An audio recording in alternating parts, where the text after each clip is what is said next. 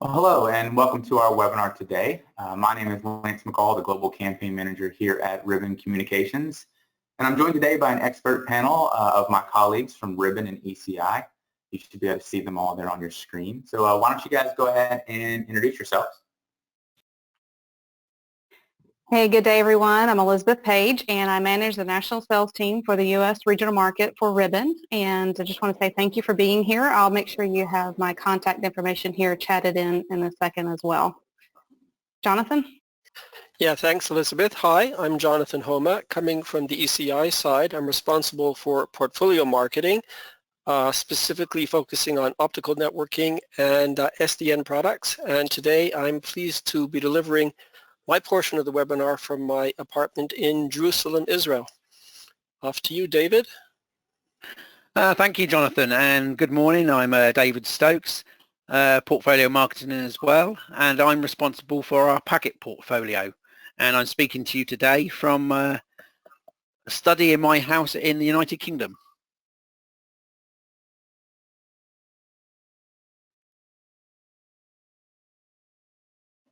And hi, good morning. This is Jamie Gibson. I lead the sales engineering team for the U.S. I'm based in Lucas, Texas, a suburb of Dallas. Work very closely with Elizabeth, covering many of your accounts, and look forward to following up with you. Thanks. Myself. Hello, everybody. My name is Brograd. I'm from again, like Jonathan, from the ECI part of the One Team equation. I run the North American sales engineering for the ECI part for the optical packet solutions, and I'm down in sunny Florida. Back to you. Right. Thanks so much for the introductions. So before we get started, I did want to point out the Ask a Question box. You should be able to see that in the bottom right-hand side of your screen. If you don't see it, look for a question mark on the right side of your screen, on the right panel. Click that question mark. It should expand out a little area where you can ask your questions. You know, we have Bruno and Jamie and Elizabeth, everyone standing by to help answer those questions. So please, we'd love to hear from you throughout the webinar today. That's really all I have for now. I'm going to kick it over to Jonathan, who's going to get us started. So take it away, Jonathan. Thank you very much. And okay, just double checking that we're on to the next slide. So again, I'm Jonathan Homa, Director of Portfolio Marketing at Ribbon ECI. So today, along with a few of my colleagues, we welcome the opportunity to introduce ECI's packet and optical networking solutions for the independent or regional carrier market. Ribbon and ECI are now one team. We're a larger company, better able to serve our larger and expanded customer base. Our goal today is to familiarize you with how our packet and optical solutions can improve your business, and we hope that you will take a closer look at them.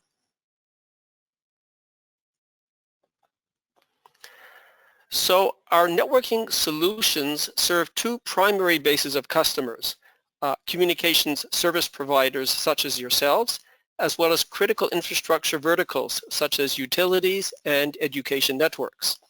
As such, our solutions go beyond conventional carrier grade to mission critical grade. They are highly functional, robust, and secure, and above all, they are elastic.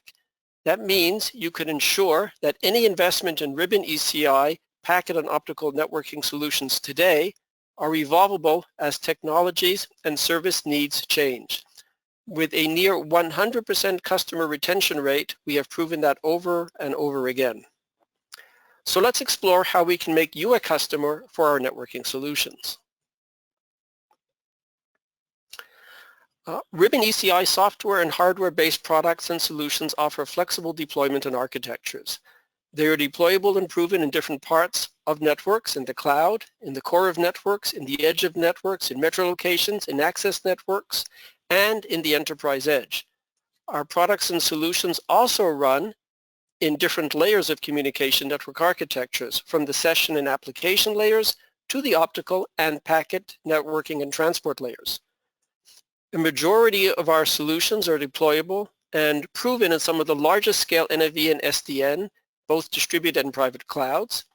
Our security, including session border controller software solutions, are also deployable and deployed in public clouds such as AWS, Microsoft Azure, and Google Cloud for multiple applications. Today, however, we will focus on packet and optical transport solutions. These represent the solutions that ECI is bringing to the table. So we call the entirety of our solution portfolio the Elastic Services Platform. This is a programmable infrastructure coupled with a service-driven software suite and open APIs to make your network work for you. I'll run through the elements of these, and then you'll see how we apply these for some of the solutions that we'll talk about today. So Apollo provides a complete access to core optical solution with virtually unlimited flexible bandwidth. Its design allows mixing and matching interoperable building blocks with a rich range of service aggregation, optical transport, and wavelength routing capabilities, enabling customized, cost-effective solutions. Neptune provides multi-service packet transport from the access to the core. It combines carrier-grade service assurance, visibility, and control with efficient multi-service packet aggregation and transport. Its unique elastic MPLS functionality ensures the best transport technology is used for each service type transported, and integration of legacy services is simple. It's agile, programmable hardware makes it easy to evolve the solution to provide the next generation transport required for 5G services. Mercury Network Function Virtualization deploys a rich library of ECI and third-party VNFs to create differentiable services value, such as for business services, UCPE deployments. NFV infrastructure platforms are available both as Neptune blades as well as commercial off-the-shelf devices. Muse Lifecycle Automation delivers real-time SDN control over a programmable network infrastructure and automates the service and network operations life cycles, covering planning, commissioning, service provisioning, real-time performance and alarm monitoring, analytics, dynamic services, and network restoration, as well as maintenance. And finally, Muse Cybersecurity is a product focused on protecting critical infrastructure from cyber attacks.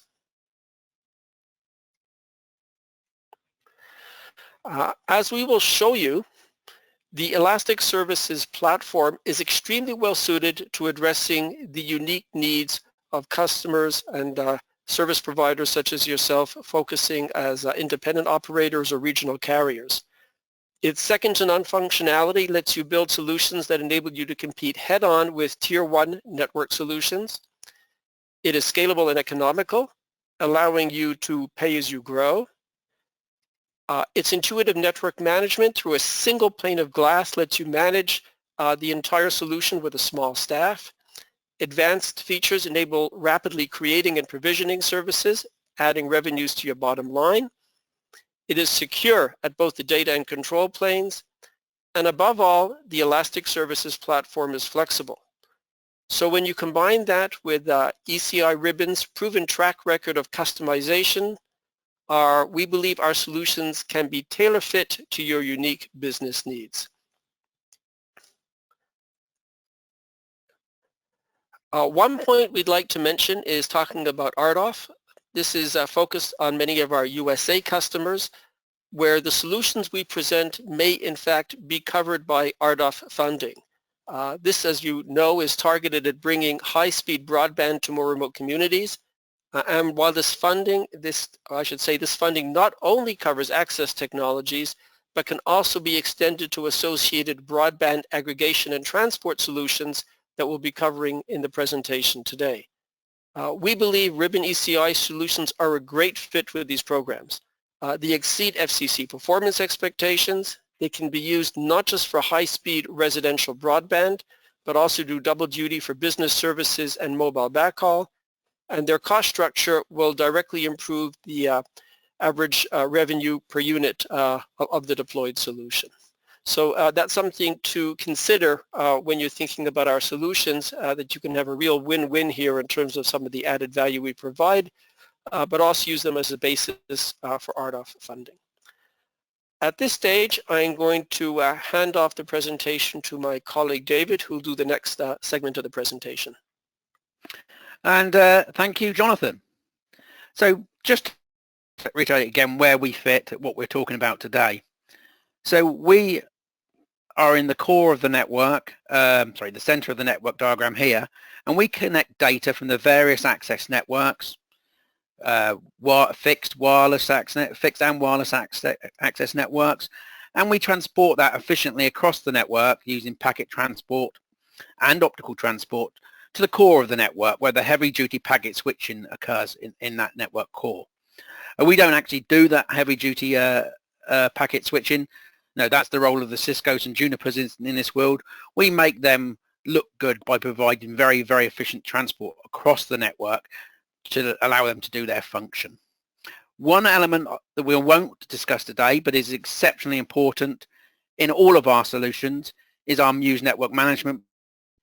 This provides seamless management across both of the portfolios, enabling us to use the most cost-efficient way of routing the traffic across the network. And we'll talk to you about that in detail if you want to know more information. So moving to slide 9.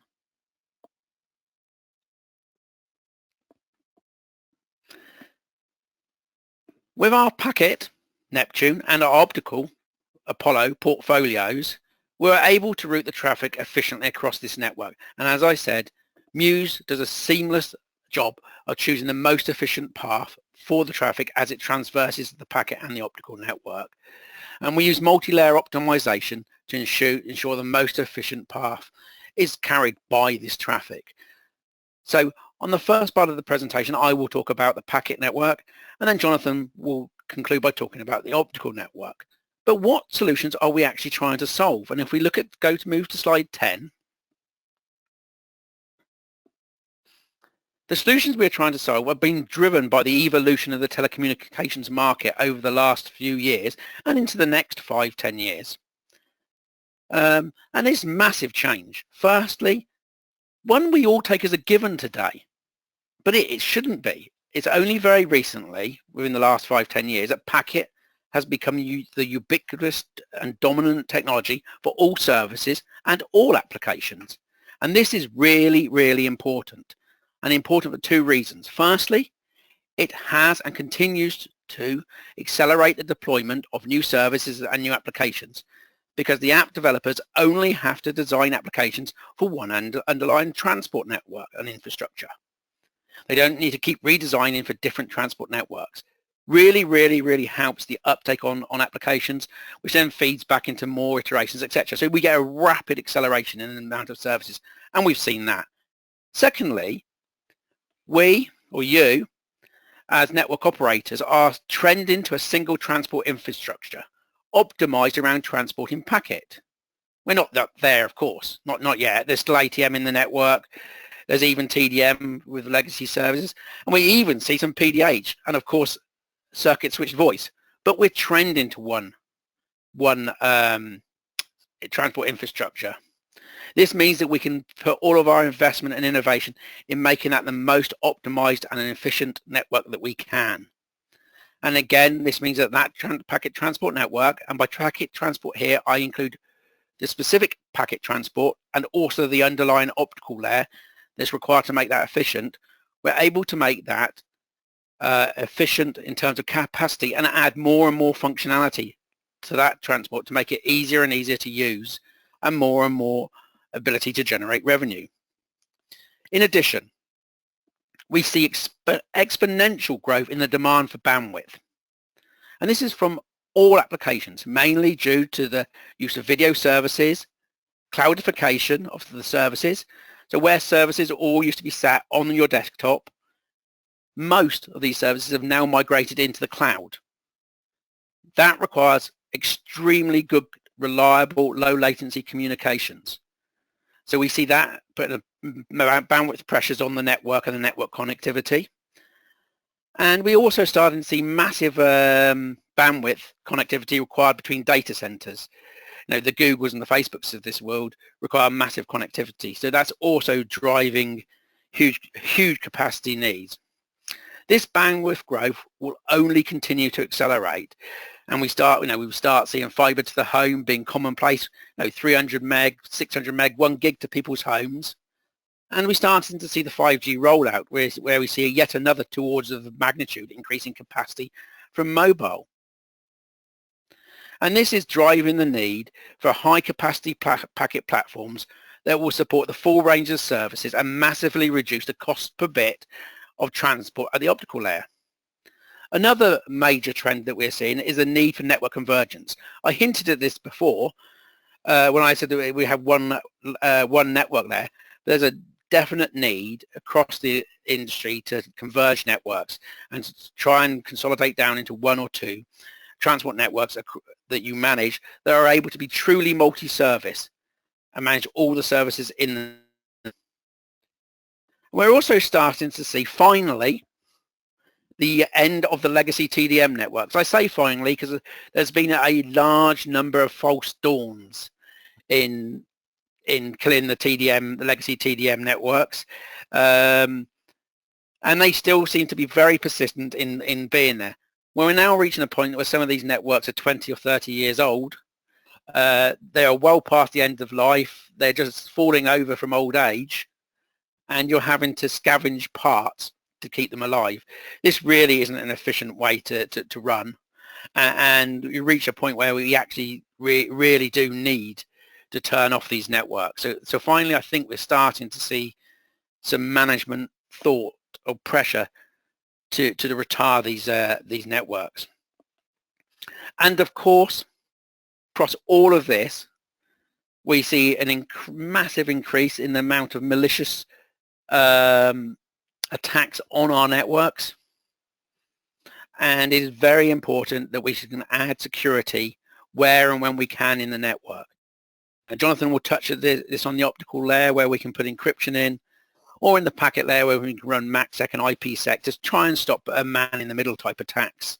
But everything we do today and going forwards needs to be conscious of the security of the network, and indeed we do that.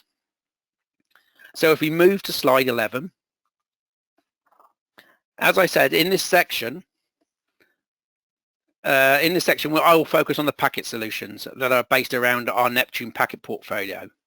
This portfolio is agile enough to cost effectively support migration of legacy services whilst providing a platform to support modern digital services, and it has all of the capacity required to provide the next generation transport needed for 5G and the further cloudification of the network. So we're really excited to tell you about what we can do at this packet layer of this network. So if we move on to slide 12, Jonathan.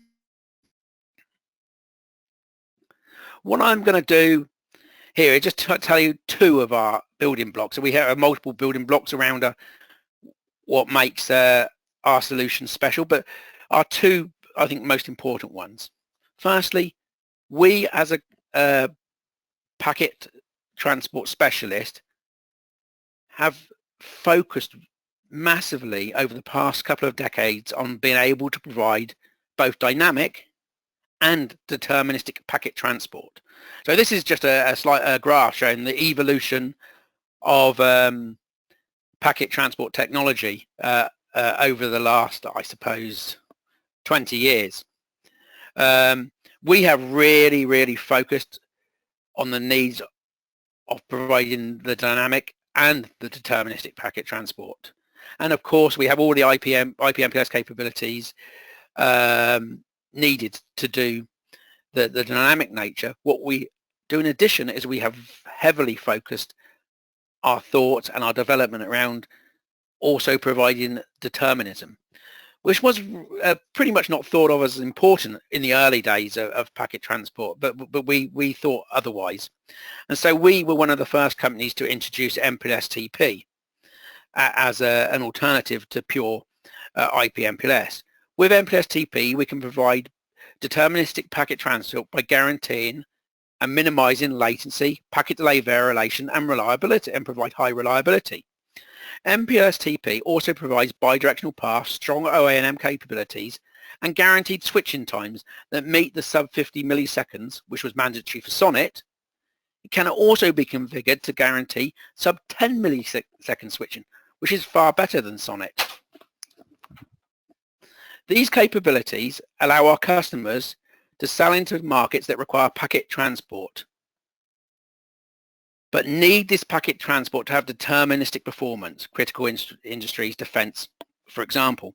And of course, US operators selling managed services into those industries. But we have not stopped there. Many of the techniques used in MPLS-TP are used in the next generation of deterministic packet transport, namely segment routing. Separation of the control plane and the user plane, centralized path computation, guaranteed protection paths, all techniques common across both MPLS-TP and segment routing technologies.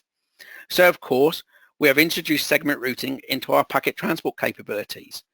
And over the last 2 or 3 years, we have proven interoperability of our segment routing solutions in independent test houses. Namely, ENTC is a great example of that. And if anyone would like to see the reports, please ask your local sales guy and we'll be able to provide you those reports. In addition, 2 techniques that we have in our packet portfolio that are not shown on this chart, which can further be used to increase determinism, are flexible Ethernet or FlexC and network slicing. These techniques were introduced to allow 5G to support advanced services and the advanced services that require a high degree of determinism and separation. However, they are equally appropriate to other customer markets where low latency determinism and segregation is required. With FlexC, calendaring is used, hence the need for packet buffers is eliminated, along with the delay variation that they add. Of course, you lose the statistical multiplexing that the queues allow. With network slicing, one service can be segregated from another service. The level of isolation depends on the slicing technology, which varies from low isolation provided by enhanced VPNs through to the high isolation provided by OTN switching. What this means is that multiple services from multiple different customer types can be supported on the same set of network resources. Remember what I went back to when I was talking about network consolidation? This really allows you to do this and still provide a complete separate set of service parameters between different services. Or it allows you to be able to segregate the network between different enterprise customers. So say you're offering an enterprise service to Walmart and also to, I don't know if you have Tesco's in the US, let's call it Tesco's, and they want to have the transport network you're providing, but they don't want any way of the data being leaked between the two. This segregation can actually help you achieve that in a much more guaranteed way than just VPNs. So that's the first area, our focus on determinism. Then if we move to slide 13, the other key building block we have, which I think is unique to us, is our elastic capabilities. As I've mentioned in the previous slide, we support many MPLS transport technologies. In addition to this, we are also support carrier Ethernet and all of the services that entails. And with the deterministic packet I mentioned, we provide the ability to migrate the legacy SONET services. Basically, SONET services are transported on the packet network by using circuit emulation, and performance can be maintained or improved by use of our deterministic packet transport capabilities. What Elastic MPLS does, however, it allows you to do this in a truly multi-service way, because it supports all of these different transport technologies on a single architecture with the same cards. This gives you the flexibility to select the transport techniques that you want for the given customers that you're addressing when you need them. Whether this be services with circuit emulation, carrier Ethernet services, deterministic services, or dynamic services with IP/MPLS. In addition, a number of our customers want to stitch between the two MPLS domains. So in, say, in the pre-aggregation area or close to the edge, the network's quite simple. They'll use a static MPLS type network.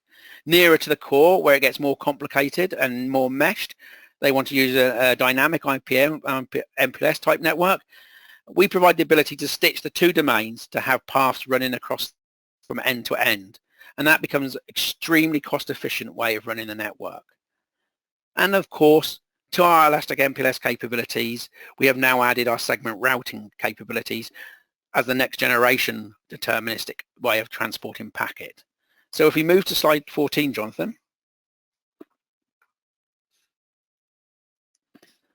So with all these building blocks, our Neptune packet portfolio allows you to address a wide variety of market opportunities with the right packet capabilities to meet the right needs of those markets. I have covered the multi-service capabilities of Neptune in the previous slides. However, there are a number of non-functional aspects I would like to highlight. Firstly, when you do TDM migration, if you still have legacy TDM in your network, there's an opportunity to free up huge amounts of real estate. Modern equipment is orders of magnitude smaller than the legacy stuff that's becoming end of life. It also takes orders of magnitude less power and cooling. But just thinking about the size first, if you replace that old TDM stuff with the smaller the smaller packet stuff, you then have a whole area of real estate that you can repurpose for other things, or indeed you could sell this real estate if you're able to close down whole office blocks or floors. So for a small capex investment in the new packet portfolio, you can vastly save OPEX in your network. And in fact, in a number of customers we've talked to, the payback period is even less than a year, which is pretty incredible given the savings that are being made. Secondly, scalability and pay as you grow is at the heart of our design.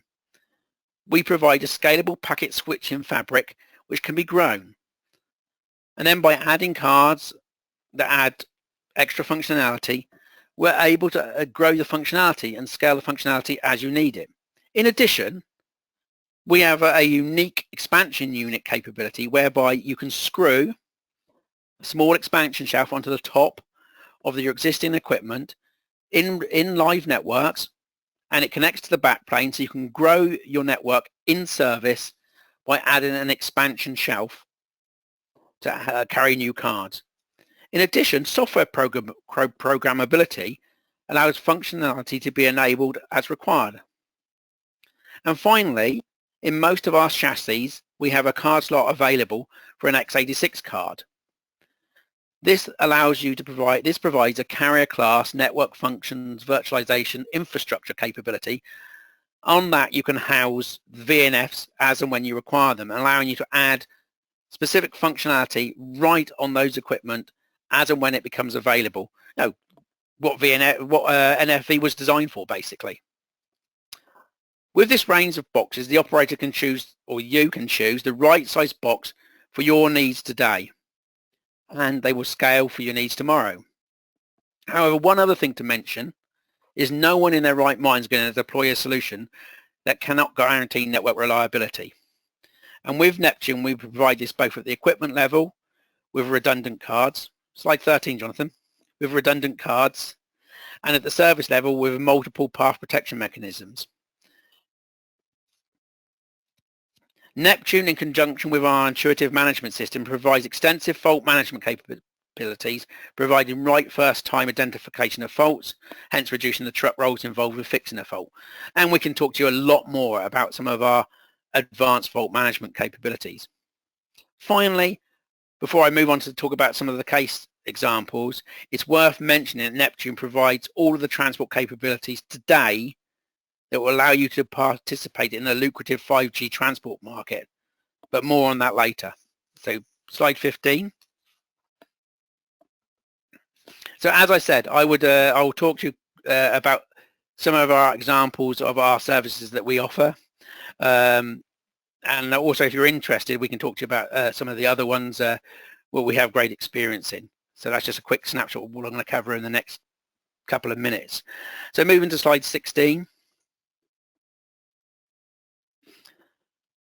Of course, operator, you want to offer business services, and we offer the full range of business services, the carrier Ethernet capabilities, all MEF2 certified, ELAN, E-Line, E3, etc. And also, of course, layer 2 and layer 3 VPNs, all with full service assurance capabilities across them. With the high density portfolio that we have, we're able to offer 100 gigabit Ethernet right down to the access network in these services, and MACsec is a standard across our business services offerings. And of course, we can operate in an open environment using netconf yang, where you want to plug into your own network management system. If you don't want to use ours, well, I'd recommend you use ours, but of course sometimes that's not what you want to do. So we are open and programmable using netconf and yang. And of course, as I mentioned in the previous slide, we have the flexibility and we have the ability to flexibly scale and to evolve these network elements at the rate you need them to evolve. So in capacity and in functionality, the network can be evolved as you need it. What I think is really, really important for this solution for us and for you is that one Neptune device on the left-hand side of our drawing here not only can pick up carrier Ethernet, not only can pick up layer 2 VPNs and layer 3 VPNs, you can also use it to pick up circuit emulated TDM circuits. You can also use it for 5G. So this box might be located in a small basement. You can then use that same box for all of those other capabilities. And as the networks grow, of course, you might migrate those services off that separate box as it eventually terminates its ability to scale. But it gives you a very quick way of getting footprint and services out into the market. Then if we move on to slide 17. As I mentioned previously, mobile backhaul is extremely lucrative. It will become even more lucrative as we move into 5G, where there will be a desperate need for connectivity. 5G, for those that don't know, requires many, many more cell sites to be located closer and closer together, and the capacity goes up and up and up. The mobile network operators will be looking for transport network operators to provide transport backhaul for this network, and will pay for leasing the transport from them. So the ability to have this box I've mentioned, that you've already got out there doing business services, and to use that for mobile backhaul, absolutely brilliant opportunity. To make this really work, and particularly for 5G, you need to be able to support the concept of network slicing. Many people talk about this for the ability to put one pool of network resources down in the network. You then choose those resources for each service that's supported. Absolutely, you must support that. But also, if you're leasing mobile backhaul, you want to be able to provide each mobile network operator you're providing backhaul to their own dedicated slice. So that a transport network you provide for one mobile network operator cannot in any way impact the transport network you provide for another network operator. And you can do this by using something called hard isolation, which is the form of the network slicing, just making sure there's no ability for the packets in one to affect the packets in the other. If you're going to do that, you might as well provide the ability to do operational isolation, so the mobile network operators you're providing the backhaul to can actually see the status of the network you're leasing to them. So this is why on this picture you have multiple computer screens. Each of those represents a customer network management screen for the given network that you're leasing out. Other things that are important for 5G. 5G synchronization is much tighter than it is today. We have that from day one. You've got to have simplified management. Of course we do that. So our network provides a absolutely perfect tool to actually monetize some of the investment you've got on your fiber to lease mobile backhaul to the MNOs, and they are crying out for it, or will be. Moving to slide 18.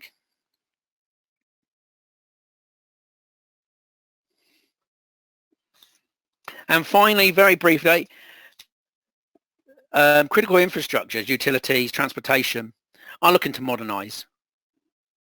Many of these build their own networks. So it's not relevant to transport network operators, but a lot of them are looking to lease, again, communications from a transport network operator like yourselves. So the ability to provide a set of network solutions where you can lease the communications to these people is absolutely key. What fundamentally drives these guys is determinism. The network must behave as you expect it to behave.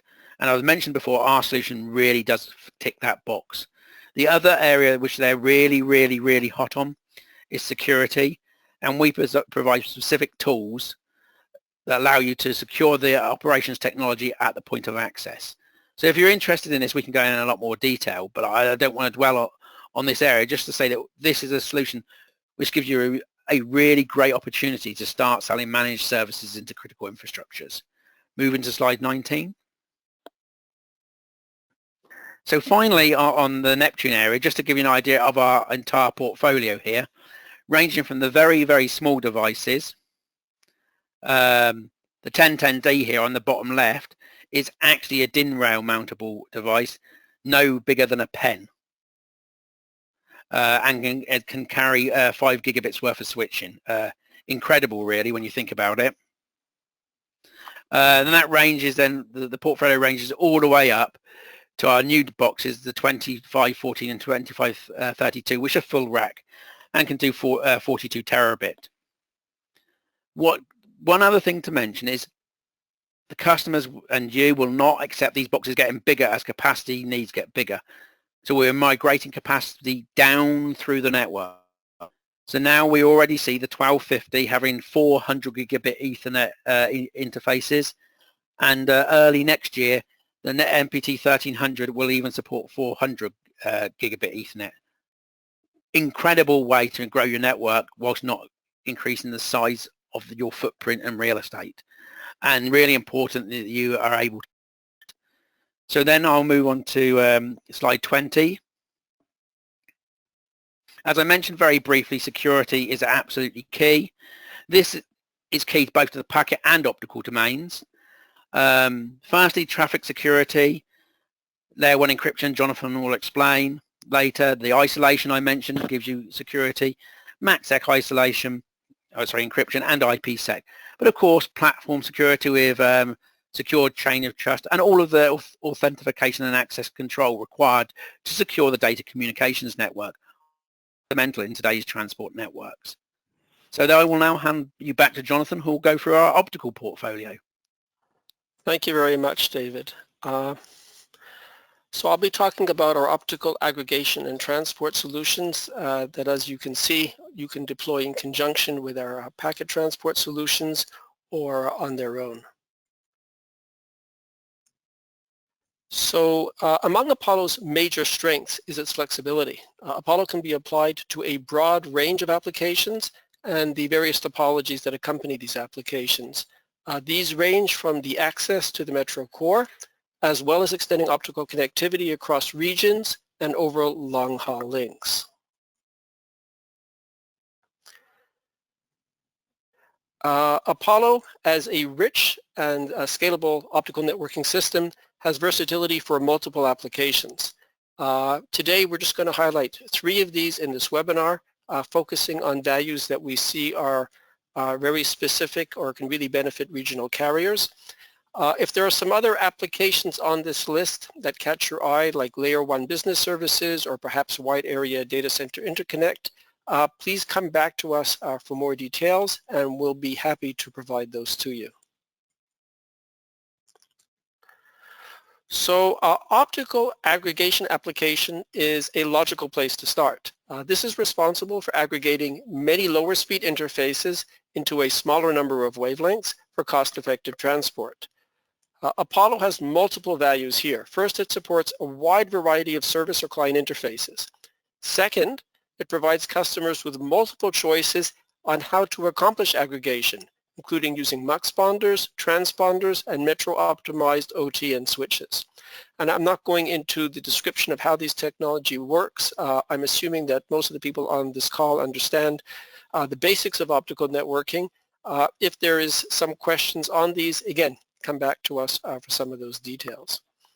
The predominant topology for aggregation is rings, which Apollo supports with low-degree ROADMs, allowing already full wavelengths to pass through multiple nodes at an all-optical level without adding additional cost.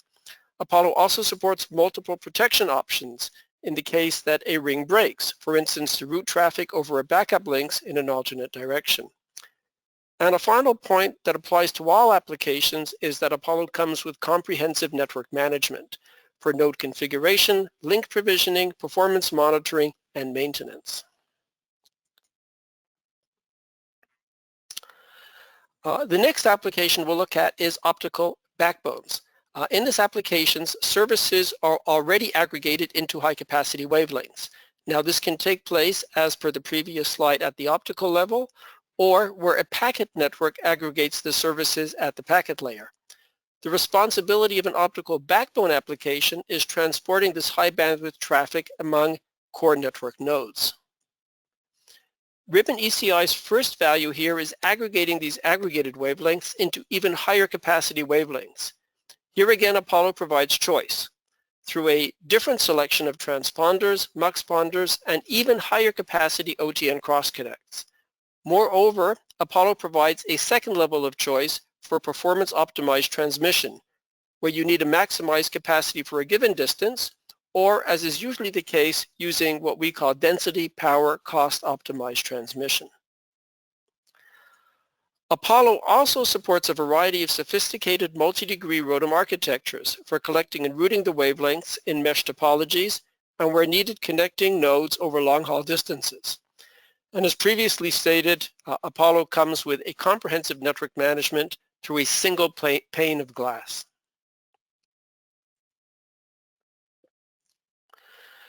Now, when Apollo delivers combined aggregation and when a combined aggregation and backbone solution, it is in a position to deliver an integrated solution with exceptional end-to-end values. It can seamlessly aggregate and transport services in the most efficient fashion over a minimal number of wavelengths and obtain optimal end-to-end optical performance of these wavelengths. This application also puts Apollo in the best position to guarantee service and network availability by applying advanced dynamic restoration architectures such as ASON, automated switched optical networks, or WSON, wavelength switched optical networks, which are based on OTN switching and ROADM elements respectively.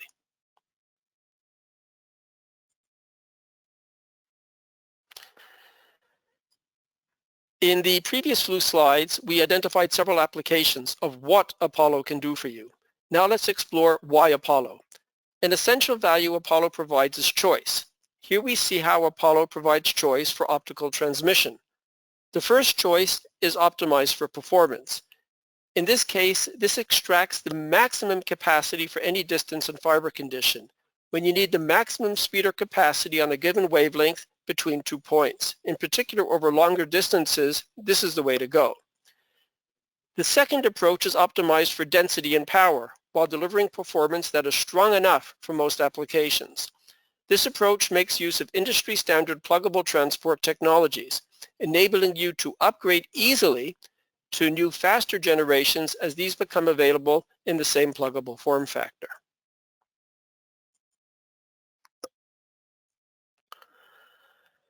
Now, multi-service, multi-purpose service provider optical networks generally rely on the second class of solution, the power density cost optimized transport. In this slide, we show the evolution of our current solution that will be available for trials by the end of the year, providing what we consider ultra-dense and ultra-cost-effective transport both for 100 gigabit Ethernet and 400 gigabit Ethernet clients. To provide some idea of the density, for typical regional transport distances, say in the order of 1,000 kilometers, a pair of 2U Apollo chassis can support transport between 3 to 6 400 gigabit Ethernet clients or between 9 to 12 100 gigabit Ethernet clients. Now these numbers are based on normal operating conditions using normal fibers, normal amplification, and includes end-of-life margin of about 3 dB so that it's really sort of not showing hero conditions but real-life conditions. And I bet you if you compare this kind of price performance against other offerings, you will see exceptional value in what we're able to deliver here.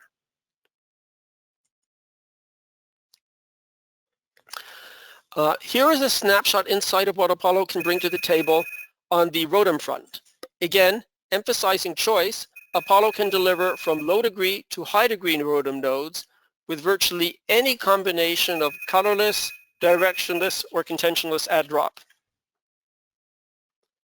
Capabilities for both economical broadcast and select or high-performance route and select architectures.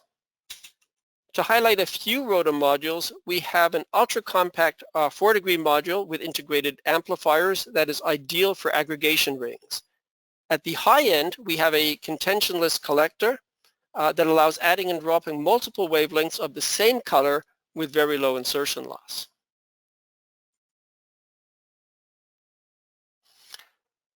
Now, while ROADMs are the best method to route wavelengths without electronic conversion, OTN switching offers the ultimate flexibility for grooming services onto a minimum number of wavelengths. Because it also maps services onto pre-provisioned wavelengths, OTN switching allows rapid provisioning of services, which is particularly beneficial for delivering Layer 1 business services. Apollo features an access to core OTN switching solution that ensures the right size switch for each segment of the network. You can deploy individual types of switches at strategic points for optimized wavelength grooming.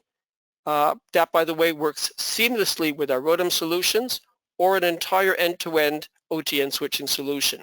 You can choose.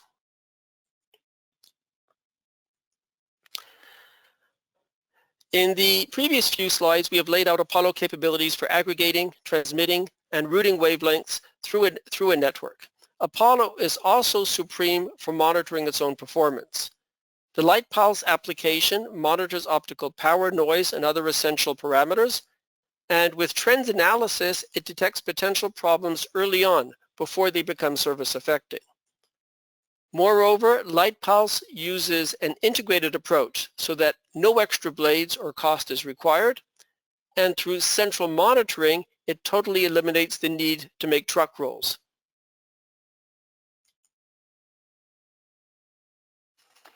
Apollo also offers customers with freedom, allowing service provider customers to create disaggregated solutions by assembling optical networks with major subsystems from multiple vendors.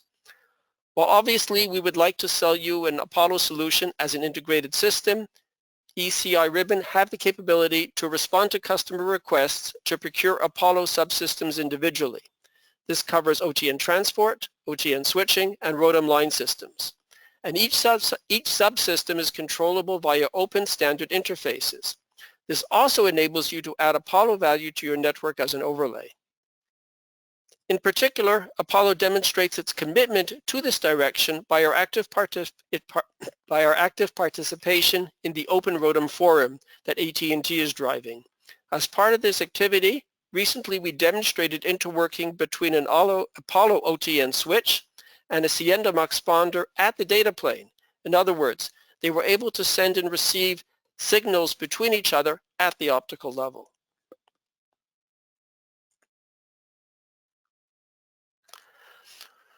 Other ways Apollo supports openness and interworking is via alien wavelengths and shared spectrum.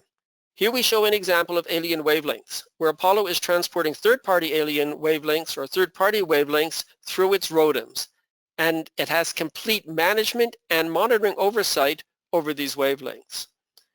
This gives you an ability to start deploying Apollo in your network while having an ability to continue to supporting and migrating existing transport facilities over time.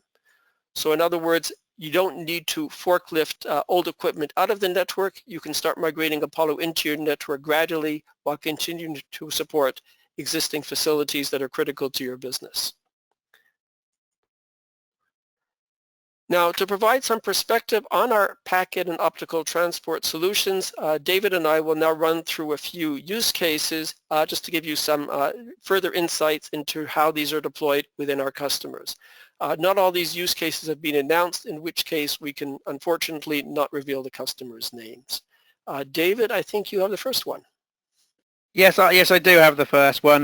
Just very briefly, we can't announce their name, unfortunately, but it's a tier 1 mobile operator with more than 300 million subscribers. Initially, they had an MPLS TP type backhaul network. They wanted to move to an all IP MPLS type backhaul network over time. So we're able to provide the complete backhaul network, able to support the initial MPLS TP stuff, and then evolve that to IP MPLS using our elastic MPLS capabilities and this dual stack nature of being able to stitch stuff together. The key things for us that made them really interested in us is the cost efficiency of our solution, being able to work at layer 2 where needed to reduce costs, the ability to stitch together the network, as I said, and provide a risk-free migration path migrated. In addition, one of the nuances of this network, not on this slide, was they had a lack of fiber optical cables in the ground here. They were not fiber rich, and we were able to use our optical solutions to maximize the capacity that is available on fibers so that the packet network could then transport across that.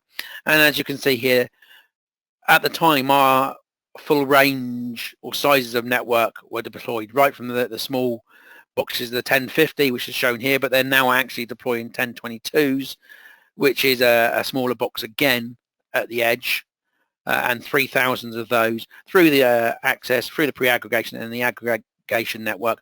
And then we, of course, hand off into the mobile core network. So really, really exciting network for us, huge number of subscribers, and we were able to meet defined quality and cost goals.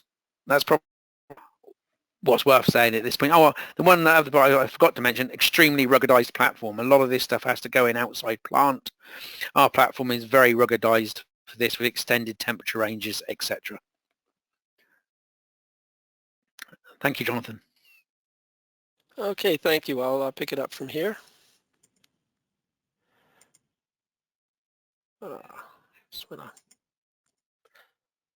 So another customer we'd like to talk about is Jersey Telecom, which is a customer win that we have announced. And I selected this particular one because I believe it's of similar size and interest to many of the networks that people on this call are listening to, and illustrates perfectly how Apollo can deliver both optical aggregation as well as an optical backbone network. By the way, notably JT, as they call themselves, claims to have been the first jurisdiction worldwide with 100% fiber connectivity to both business and residential premises. What Apollo does here is it aggregates higher bandwidth traffic using transponders. You see that in the diagram on the right, Apollo coherent transponders for the high-speed services. And it aggregates multiple low-speed services using an OTN switch, which you see in the diagram as well. And all this all this traffic is mapped onto DWDM fibers via colorless and directionless and flexible grid ROADMs that create the optical backbone. And that, in a sense, is just really a gem of a network that we've deployed that really illustrates some of the great capabilities that Apollo has.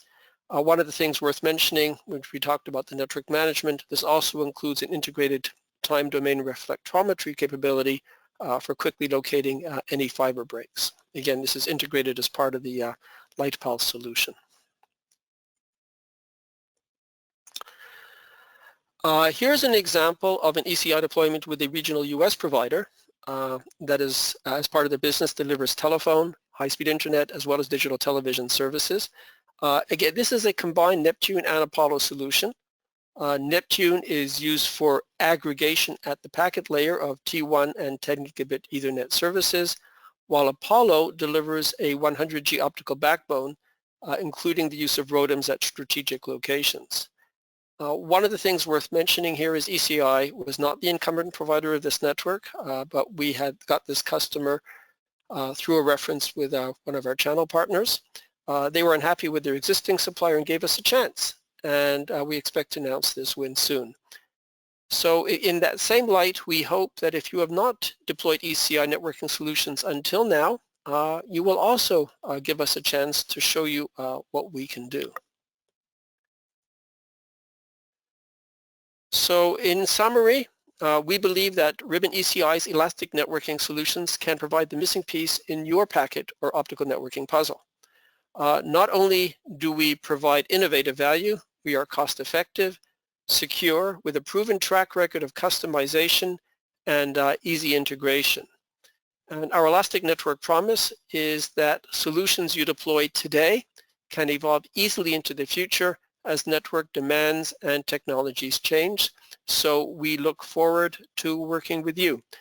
And on that, I'll conclude and hand back to Lance. There might be some questions that we can answer. Lance? Thanks, Jonathan, and thanks, David. Yes, we do have a couple questions.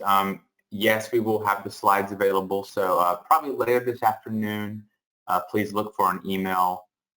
We'll have a link to the replay of today's webinar, as well as a link to those slides. Another question that came in, we've seen a few that have been answered. Bruno was able to answer a few of those, but another question that came in, what would you say are the key values of the optical solution? I'm not sure who wants to take that one, but again, what are the key values of the optical solution? The key values is if you compare our capabilities and functions against our major competitors, you'll see that we match with them step by step along the way. I believe on top of that, just the way that we've organized our product line architecturally, we have flexibility that we've been able to demonstrate, and prove, particularly in all those businesses that we've won, is that we can usually come in with something which is much more cost-effective and tailor-made to our customers' unique solutions. So it's rather than pointing at, say, feature A or capability B, it's in the entirety of how we're able to put these together in very high density, both power and density and cost optimized solutions that uniquely meet our customers' needs. So you come to us with a set of traffic that you'd like to transport, whether it includes aggregation or just the optical core or the backbone, and we'll run it through our planning tools and come up with a solution, and we'll show it to you. Okay. Great. We have time for just a couple more here. Another one that came through is, can Apollo or Neptune be used to aggregate GPON traffic in my network? Again, Apollo, Neptune, can they be used to aggregate GPON traffic in my network? So GPON traffic, I believe that would fall more into the domain of Neptune, David? Yeah, I mean... Yeah, go ahead, David. Go on, Bruno. No, you take this one. Sorry about jumping in, but it all depends on the type of GPON solution you have, and we've been working with different GPON vendors globally. But as Jonathan mentioned, if you are already coming out of the ONU unit and you already have packed 10 gig, let's say you're using Etran or Calyx and you have your GPON, and you're already coming out with a 10 gig that's oversubscribed, already packed, we can take that and transport it over DWDM using the Apollo solution, or we can actually take it and combine it with other using the Neptune and aggregate multiple 10 gig or multiple 40 gig or 100 gig into higher level aggregated packet and transport it back. So whatever type of GPON solution you have, we have an optimized solution to your need. If it's just bridging the gap between where your GPON local termination is back to your internet peering, or aggregating multiple GPON deployment into one different location. All right, thanks Bruno. Another one came through. Can you tell us more about the about OTDR and its benefits? Sure. What OTDR does, it's a card that is deployed at specific locations in a network to provide maximum fiber coverage. What it does is it's able to put a pulse down the fiber, and then based on the time reflectometry of that, it is able to give you a physical characterization of all the connections along the fiber, so that you're able to see where the fibers are spliced together. You see a small dip. Where the connectors take place, you see other small dips, and if, for for some really bad circumstances, you actually get a fiber break because a backhoe cuts through the fiber somewhere. You're actually able to pinpoint to within a few feet of where that fiber break takes place so that you can dispatch a repair crew and address that as soon as possible. So it gives you both an ongoing capability to monitor the physical health of your fiber and all the connections through that fiber by doing these OTDR measurements at various intervals, and you see if there's any degradations. And it's a fantastic maintenance tool to locate hard faults if and when they occur. One thing I'd add to that is in that JT example, they actually found some degraded fiber, and then they plugged the boxes into the network and turned them on, and they actually found fiber that they didn't know was damaged in their own network. So we actually helped them fault find their fiber plant. So they were very pleased about that. I think pleased is the wrong word, but they're interested about that. Okay. Thanks, Jonathan and David. I think and Bruno and everybody else on the call, I think we're probably wrapping up. We're over the top of the hour.